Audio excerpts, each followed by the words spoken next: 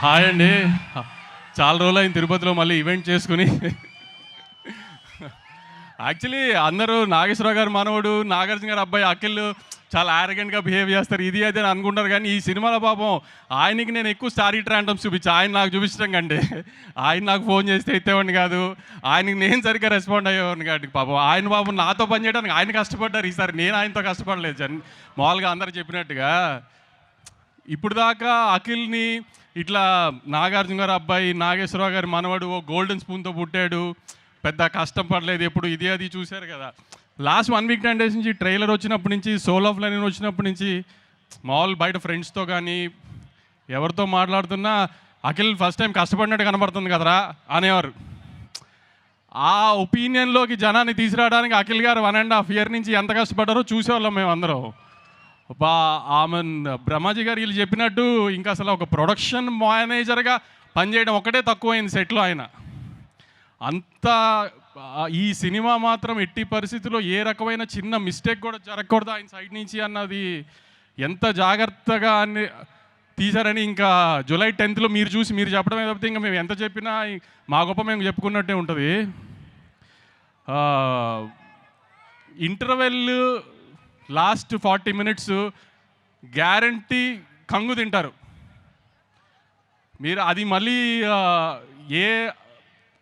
ఒక మాస్ సినిమాలో ఎలా రెగ్యులర్గా ఉంటుంది ఇంటర్వెల్, అలా కాకుండా కూడా అఖిల్ ఒక మాస్ సినిమా చేస్తున్నప్పుడు ఎలాంటి రెగ్యులర్ ఫార్మాట్లో ఉండకూడదు అనుకుంటున్నాం, అది ట్రై చేసి మరి పెట్టుకున్న ఎలిమెంట్స్ అవన్నీ ఖచ్చితంగా మాత్రం 2-3 చోట్ల సినిమాలో మాత్రం సర్ప్రైజ్ అవుతారు డెఫినెట్గా.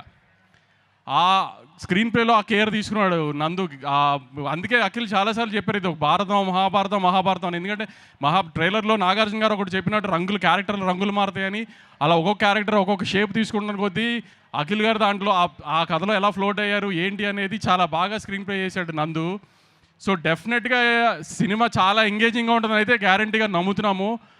సో జూలై 10th ఖచ్చితంగా మీరు ఎవరు డిసప్పాయింట్ అవ్వరు. ఇంకా ఏ స్థాయిలో ఒక్కొక్కరికి నచ్చుతుంది అనేది జూలై 10 సాయంత్రం నుంచి మీరందరే మాకు చెప్పాలి. కానీ మళ్ళీ బల్లగుద్ది చెప్తున్నాం, ఈసారి మాత్రం అఖిల్ డిసప్పాయింట్ చెయ్యరు. అస్సలు ఆ ఒక్క సెకండ్ కూడా మీరు ఆ భయం పెట్టుకోకుండా థియేటర్కి వచ్చి సినిమా చూడొచ్చు. మీరు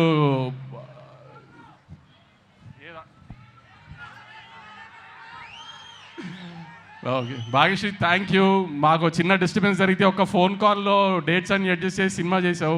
thank you, really thank you very much. Brahmaji గారు ఆవిడ అన్నట్టు నిజంగానే మీకు ఆయాసం వస్తుందండి, అంత కష్టపడి మాట్లాడారు ఎందుకు? మీరు నిజంగానే మీరు జెన్జీ అనుకున్నా మీకు ఆయాసం వస్తుంది ఏంటండి? శివాజీ గారు చాలా థ్యాంక్స్ అండి, చాలా మంచి క్యారెక్టర్ చేశారు.